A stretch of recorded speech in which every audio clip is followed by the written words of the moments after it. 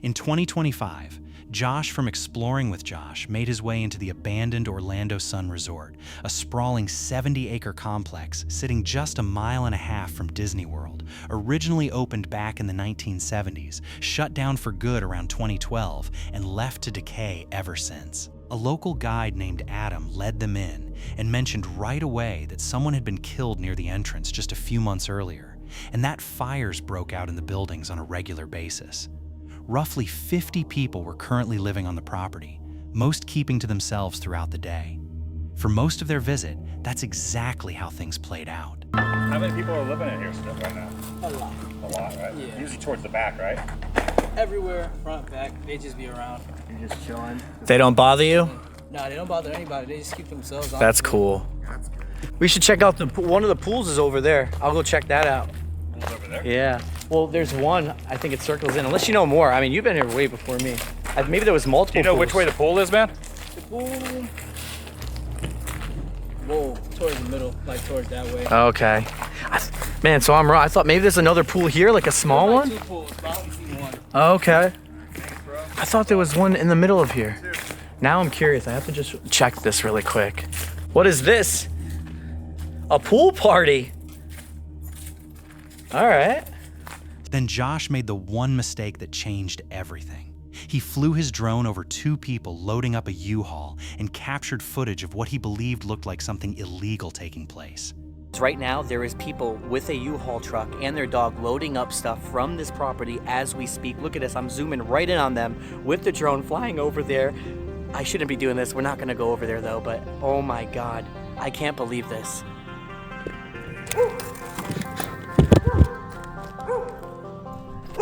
All right, so I kept it recording, guys. So when I flew the drone over there, the guy who had his dog let it loose. Yo, the guy that had his dog just let his And that's the drone. That's the guy's dog. If I'm not mistaken, I could be wrong, but I think so. That's coming after I know. us. I kept it recording. And I was like, I don't know what's gonna happen, but I'm gonna. They're coming up. I think they're driving up in the car now. I can hear something coming. Let's go this way. The man immediately let his dog off its leash. The crew began backing away slowly, refusing to turn their backs on the animal, while the two people they just filmed started moving to cut off their escape route. They tried to make a calm, quiet exit. It didn't last long. If she comes, I want to interview her, ask her about the spot, but this is getting too. Oh shit, they're running here. They're running. They're running, bro.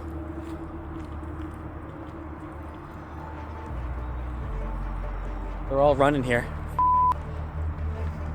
This is crazy. These guys are charging. Oh, they're running. They're running. They're running. Yo, I'm running out.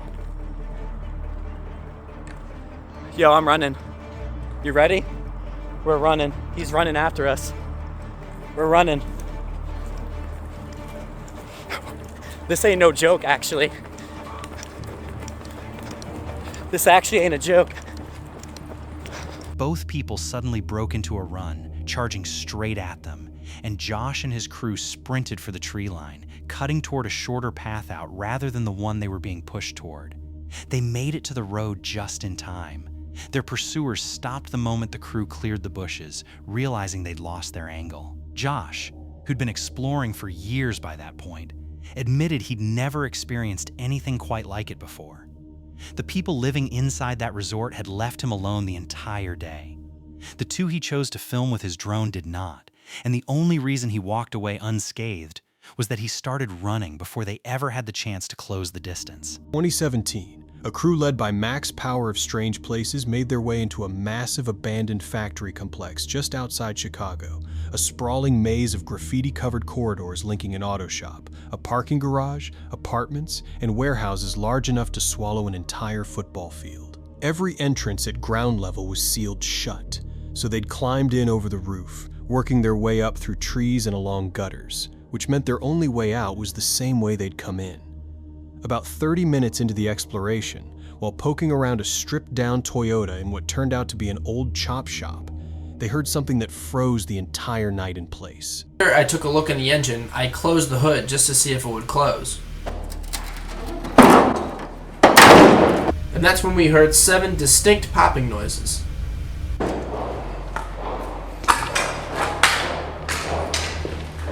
Hey, is that one of our guys? Here's a replay. Listen closely to the popping noises in the background.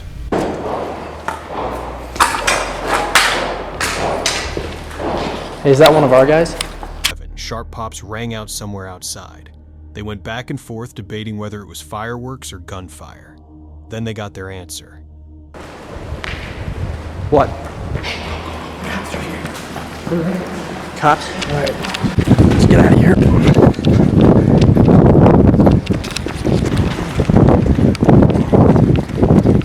Looking for us? Looking for us? Wait, get everyone together. Let's calm down. Please. Yeah. Hey, listen. I don't think they're for us, though. You know those seven shots? I don't think that was fireworks. Because there's caution tape everywhere. Dude, there is. It's like close out there. Yes, right outside the garage door. So do they know we're in here now? We were shining our lights right outside. Caution tape and flashing police lights sat right outside the loading dock, the exact spot that was supposed to be their way out. A man had been shot in the head on the street nearby, and the building they were now trapped inside had suddenly become part of an active crime scene, with officers patrolling the perimeter. Their exit was completely cut off. The only remaining path out ran 5 or 6 stories up, across a sheet of metal propped against the building, bridging holes punched through the roof on either side. I called this the roof of death because obviously there were holes in the roof and it was highly unstable. The only way to cross the roof of death and get to where Vitus and Ethan were was to walk across this metal sheet that was up against the side of the building. So we had to cling to the side there and just hope that the thing didn't collapse. And Vitus and Ethan did go over it, so there was a good chance that we would survive, but it was still scary. So here I am, crossing the roof. They crossed it one at a time, hoping it would hold their weight, then climbed down through the floors on a ladder while a security car circled the building, searching for them below. Eventually, they reached a wall, climbed over it, and made it out clean. A stranger had taken a bullet to the head on that street and somehow survived. Meanwhile, the explorers spent the entire escape simply trying to avoid becoming the second emergency of the night. 2026, Gabriel and Corentin drove deep into the desert of southern Spain to explore the ghost towns left behind by the country's 2008 real estate collapse. Entire complexes of finished and half-finished buildings that no one ever moved into. The day they filmed, it was 40 degrees, hot enough that their first round of recordings lost all sound, and they had to come back and shoot the whole thing again. The buildings that interested them most were the tall ones, fully built, elevators installed, balconies glassed in, and completely abandoned. The catch was the stairwells. Look at the stairs. Look how scary it is. There's no safety at all. Do you see any safety measures? None, I don't see any. We have to climb all the way up there, so that's what we'll do. No barriers, no railings, an open drop running straight down the center of the building. Floor after floor with nothing between the steps and 15 m of empty air dot. They climbed anyway because the view from the roof was the whole point dot. Somewhere near the top, one of them turned to take what he thought was the next flight of stairs. Let's go. Be careful, okay? I almost died there. Yeah, I saw. You have to be careful, man. These stairs are actually a bit away from the wall. I turned to go straight to them, but there were no stairs, just 15 meters of empty space. I almost fell, but caught myself. I think that was caught on the live stream. And there were no stairs, just the edge and the drop. He caught himself at the last second live on stream and spent the next several minutes repeating the same thing to the camera that he could have passed away right there, that you cannot stumble in a place like this. They kept exploring for almost 2 more hours until the heat won. Dehydrated and out of water in 40 degrees sun, they finally walked out of the city to save themselves. The buildings were a step away from being homes for thousands of people who needed them, and instead they stood empty in the desert, finished enough to kill someone who took one wrong step toward a staircase that was never there. 2023, the explorer behind Vanilla Weasel finally made his way into a tunnel that had been sitting on his bucket list for a while, bringing along a friend who stayed off camera. His flashlight kept flickering and cutting out as he pushed deeper, water slowly creeping up around his feet, the graffiti growing sparser the further he went. The water's getting a little bit deeper, but still not scary. What the Okay, let's just avoid that in case it's like laced or something. Keep going. Oh, I see light. I see light up there. I assume it's just a room though. That's Sora? No. They copy Sora hard. Wait, I can't. Sona, bro. He's copying Sora hard. Beyond the painted section, the tunnel opened up into a large chamber, then narrowed again into a long, dark stretch with almost no graffiti left at all. The kind of deep, isolated spot where you really start to feel just how far you are from the entrance. He kept insisting he wasn't scared. Then he heard something coming from a side tunnel that changed his mind almost instantly.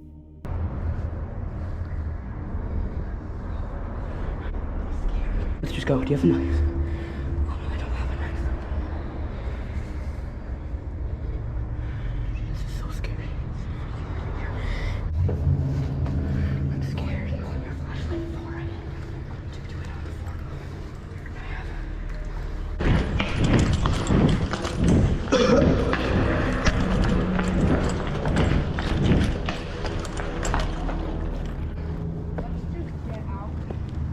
I saw people back there.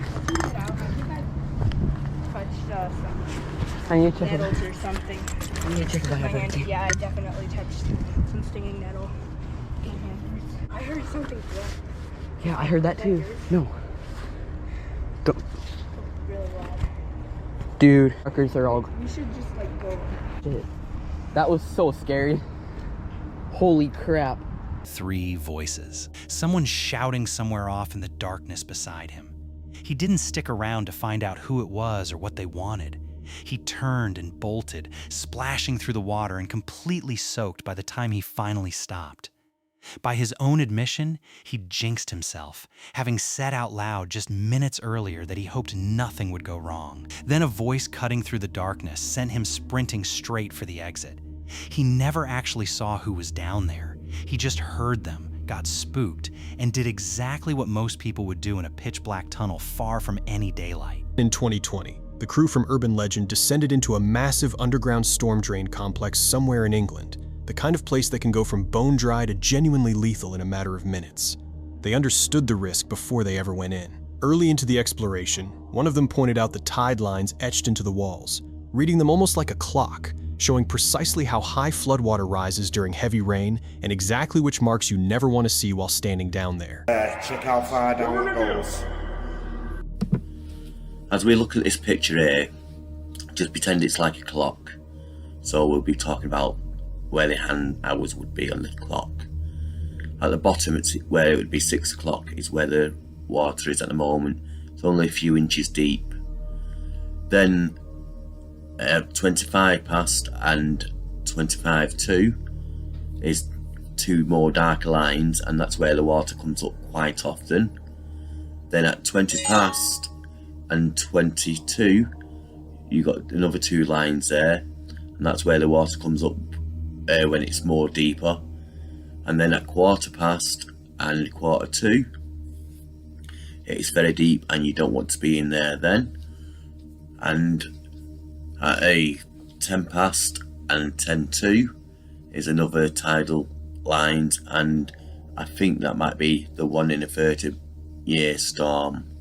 And yeah, you don't want to be. They also made sure to do the one thing that actually mattered. They gave a friend on the surface their expected exit time, with clear instructions to call for help if they didn't resurface on schedule. Then they pushed further into the system, past ladders, waterfalls, and chambers that kept growing larger, until they picked up on a sound building somewhere ahead in the darkness, something that sounded eerily like a helicopter engine. Yeah. Like an helicopter you can hear, can't it? Get louder. Sounds like a helicopter. You get rushed out like drowned rats. Is there a big tidal wave come through now? Yeah. Wow. I'll be straight up them steps. You guys go on there on that day. A storm had broken out overhead, and the water level was climbing fast. First, a small surge rolled down the tunnel, then a much larger one followed behind it. They turned and bolted for the exit, water rising steadily around their legs as they moved. One of them realized the remaining air pockets were beginning to fill with methane as the drain flooded in behind them.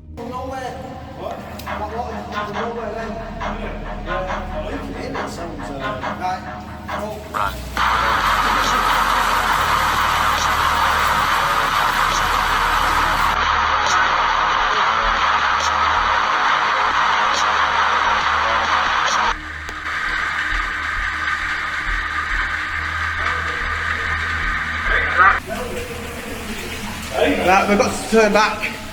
Just seen a big wave come down here basically. So, yeah, we don't want to get trapped down here. The next a big wave.